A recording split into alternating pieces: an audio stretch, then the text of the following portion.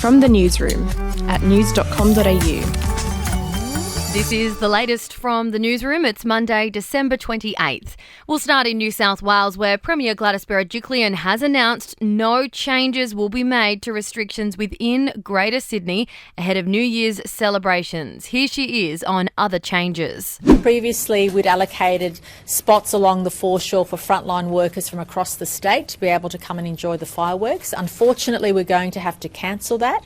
We think it's too much of a health risk having people from the regions and from Sydney and from broader regional areas congregate all in the CBD. And the advice to date has to all of us been try to avoid the CBD. And so on New Year's Eve, we're going to say to those frontline workers we'd previously invited, we'll find another opportunity during the year to recognise what you've done. So on New Year's Eve, we don't want any crowds on the foreshores around Sydney whatsoever.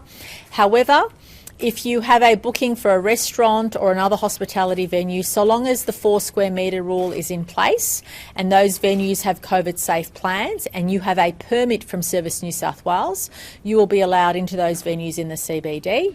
You can stay across our live coverage on news.com.au or by downloading the news.com.au app from your app store.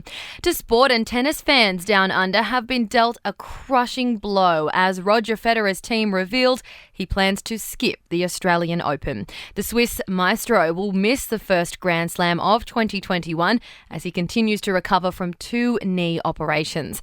Federer's manager, Tony Godsick, said the tennis legend won't rush back to the court for the tournament at Melbourne Park, which is scheduled to begin on February 8. The Australian Open was supposed to begin in January, but because of pandemic-related complications, was pushed back until early Feb. It was hoped the delay would give Federer enough time to recover from his injuries and take part in the major, but sadly, this isn't the case.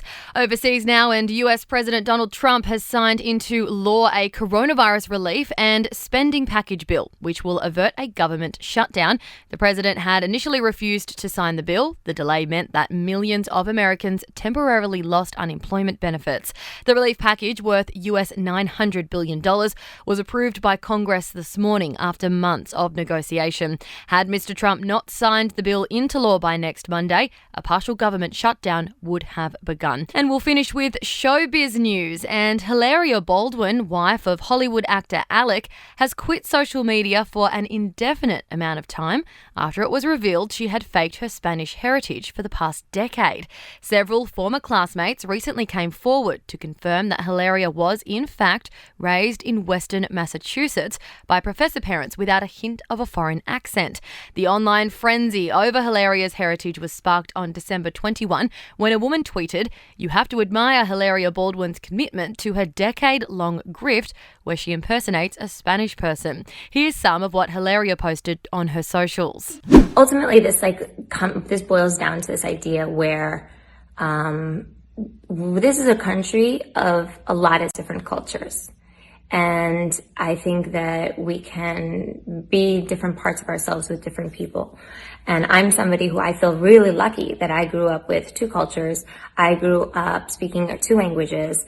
I grew up, did I always do it well, through your awkward years and, trying to be more this or be more that. I've said some things about she's a white girl. Yes, I am a white girl. And let's be very clear that Europe, has a lot of white people in there, and my family is white. I'm, ethnically, I am a mix of many, many, many things. And do you want the chance to win $1,000 each week? Play the daily quiz at news.com.au/quiz and the cash could be yours. And that's it from the Newsroom. We'll have another update tomorrow morning. Your headlines from news.com.au.